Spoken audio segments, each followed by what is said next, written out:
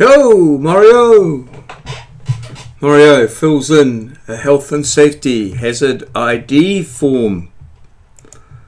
In this video, I'm going to just run through the standard hazard ID form and have a look at how we might fill out that. So I've done a little bit beforehand so that we can get things moving along fairly quickly. So yeah, let's see if we can just get things moving here and get things up and running. Alrighty, so let's go to the big screen and have a look. So what we've got here is the hazard ID form here on the side here. Usually I put these together in a bit of a packet. So there's page 1, that's page 2, and then 3 is this hazard register where we list all of the hazards and how we deal with them in understanding and operating procedures. So quite often we go onto a site, a hazard is there, but we just deal with it in a normal manner, nothing out of the ordinary. So here's our hazard ID register. So now we've got to go back up to the page and let's start filling it out. So first of all, I like to nominate the health and safety manager up here at the top. So I've nominated myself this time, nominated and approved by the rest of the team. So just get this view here, rotate page display, single page view. It seems to be there okay. I might just want to perhaps come up there a little bit, but bring that up. No?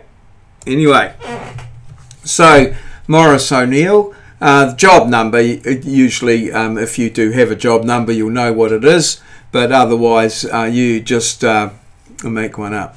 So I've called this one Wintech 01 is the job number in this case, and the date is the 2nd of February, which is actually 2 days past, but the day before yesterday. But never mind, let's not that be of concern. It is probably important that you get the correct date. The location is Rotokauri, and we're going to be surveying the stockpile, generally the activity. The PPE, which is the personal protective equipment minimum, safety boots, high vis, and it was a very sunny day, so some sunscreen there. Probably need some sunscreen or the equivalent hat or whatever. So I'll just put that there like that. So these are all filled out on the screen before in the form before you start work. No work is to commence until you've done the hazard ID and control form. The people from the Labour Department or the government can come along at any time and ask to see your health and safety work. So it's important that this is completed and on hand. Alrighty, so down in this column here you list the sequence of events, what you're going to do. So essentially what you're going to do is some recon, have a look around and see, make sure the site's safe and that, locate some marks, do a bit of levelling, and I don't know what that there is. I'll just delete that. Do a bit of levelling and then some traversing. So that's what we're going to be doing. So we need to know what we're going to be doing so we can see how it affects things. So what we have here is a list in here of all of the things that, or the main things are in here. There's room to add others. So and in here. So the first thing, is there any overhead wires? So in this case here is no. So just draw a little. I'm just going to draw a little thing there. You can underline, circle, just so it's clear. So there's no overhead wires where we're working.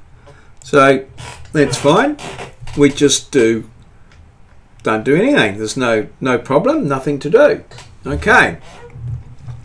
Alright, are there any underground cables? Yes, there are. So we've got to circle the yes one there for that. Circle the yes, so we grab that there and And that's the yes. Okay, so yes, there's some underground cables. Well, what are we going to do about it? Well, underground cables, in this case here, we're not going to be really digging any significant holes or anything like that.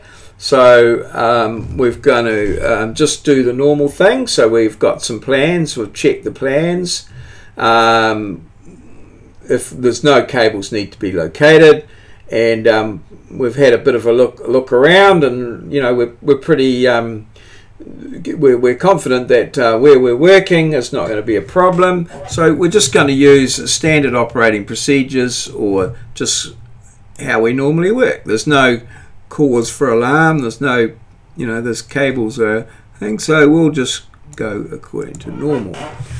Animal attack. Okay, right, so let's look at animal attack. Yes, there is some animals, there's some farm animals in there. Okay, so we'll just put a yes one in there. Okay, animal attack, yes. Are we going to do anything different? Well, let's see, animal attack. In this case here, they're farm animals. Check with the occupier, always ensure goats are left behind. Yes, we've got an instruction. We've actually going to do something a little bit different here. So we've got an instruction here where we'll contact the owner and he will move them out of the way. So so we'll just put that a little so we've just got here owner to move. So we've contacted the owner in this case here, and he's going to move them out of the way. Just click out over there.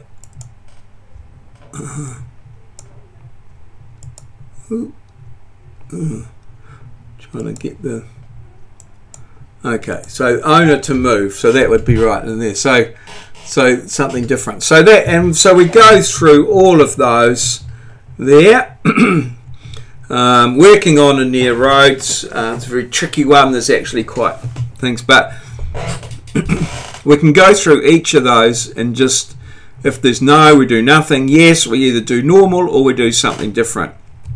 Now we come down here to the environment, sun, wind and rain. So we're just going to have PPE as appropriate there. And that's there, PPE as appropriate. And it's pretty normal there. So we'll just put one there around the normal. Like so. Slips, trips and falls, again same deal. And noise, dust and vibration, PPE as appropriate, normal, and that's the situation there. So all three of those would be the same. Hold down the shift key.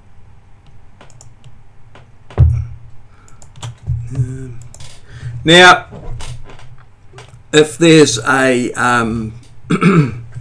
any other hazards that you identify as you go around, you might put you know, like for instance, there might be water in the pond. Let's say water in the pond,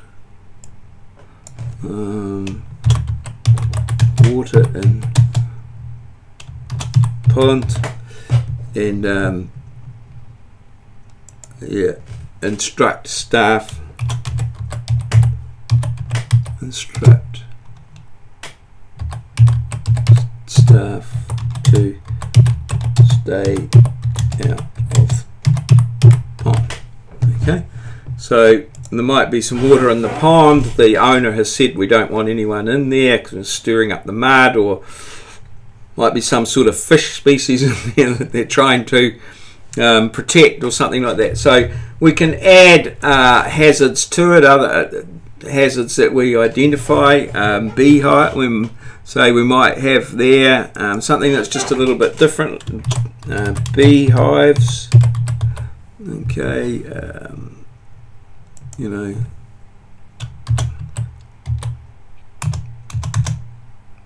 stay away from hives.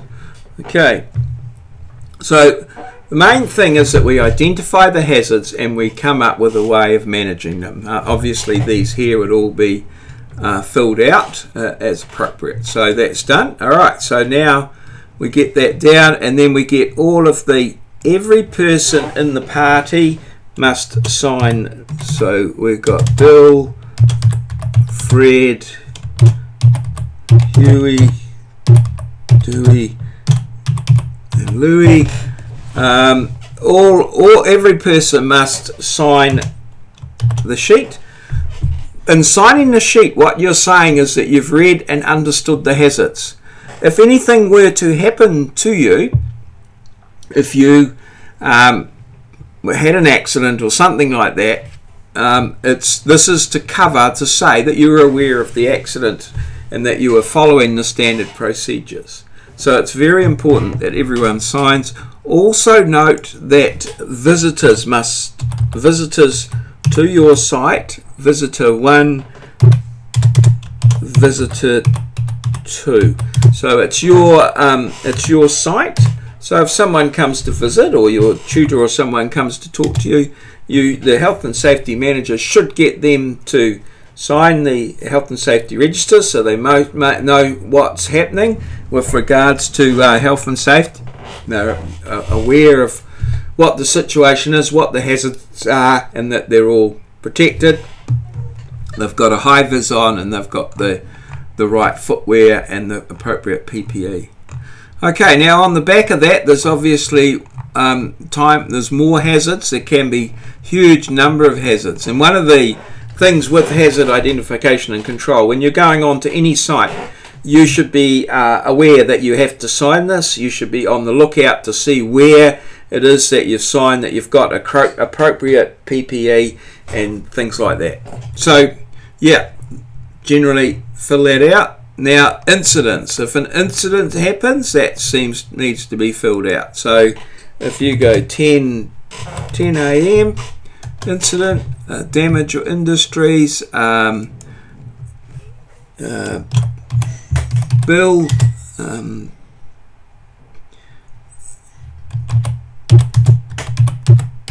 cut finger,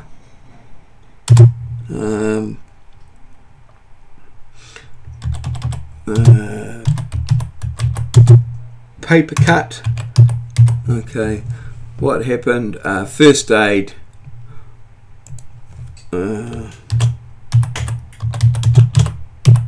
First aid. Bandaged. Continued.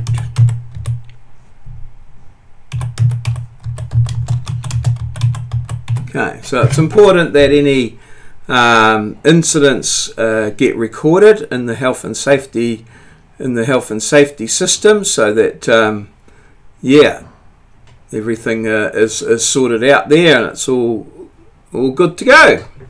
So that's your health and safety documentation all filled out. Important that you get health and safety documentation filled out. It is a key issue in the workplace. We want you to be safe. We want you to go home. You need to take it seriously. If you're going to be working in civil construction, it's something that is at the forefront of your working day, and it's important that you become aware. First of all, know that it's what you have to do. Be aware of hazards and things, and that you follow the correct procedures. Otherwise, you can cause some huge problems for your employer and yourself. So that's it really on completing the health and safety diagram. Cheers! See you!